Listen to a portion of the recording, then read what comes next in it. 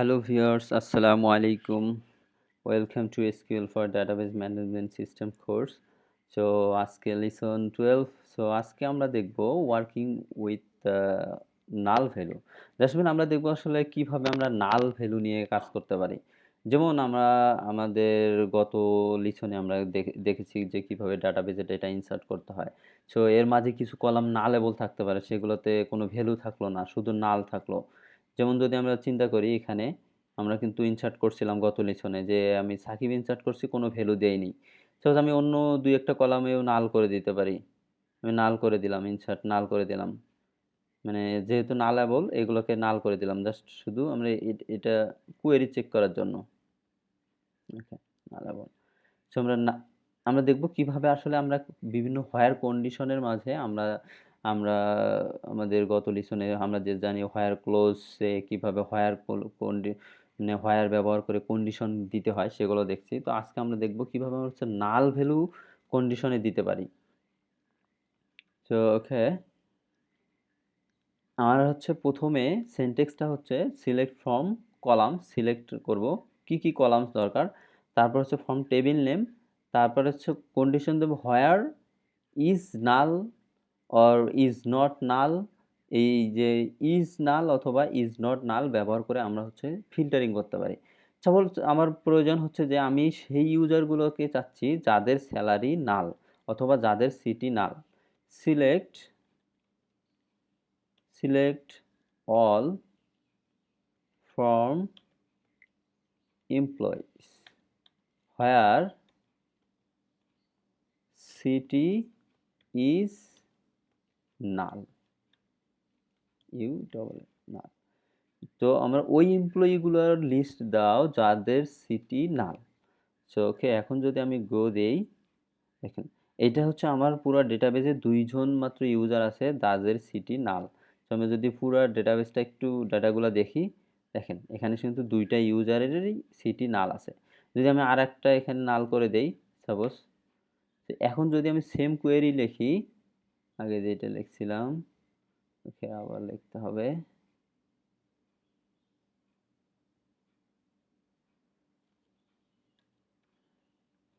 Select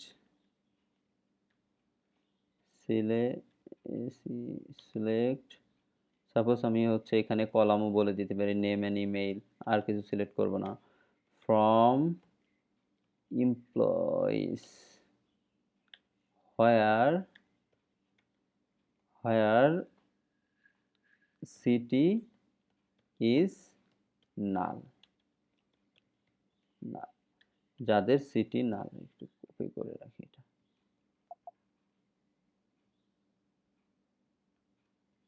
ওকে, তো এখন যদি আমি গো দেই, তো যাদের সিটি নাল হচ্ছে তিনজনের, আমরা শুধু নেম এবং ইমেইলটা সিলেক্ট করছি।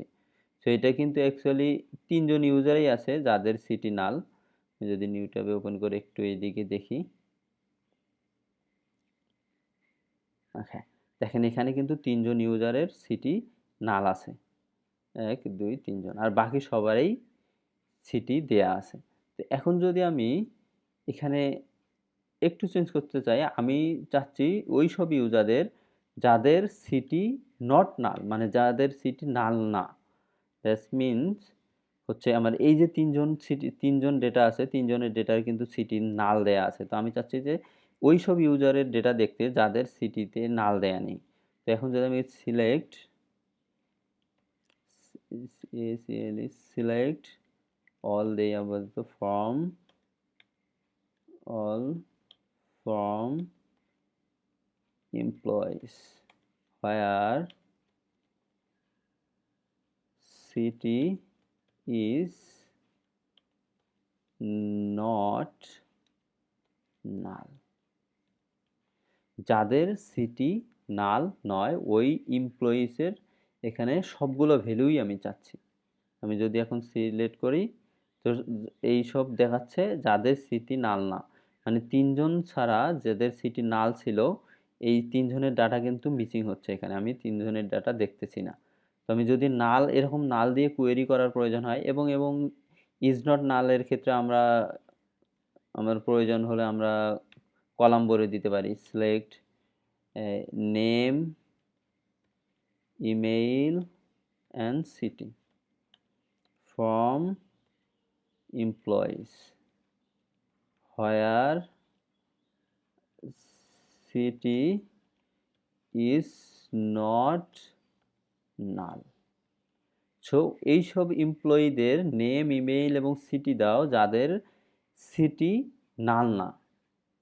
ওকে,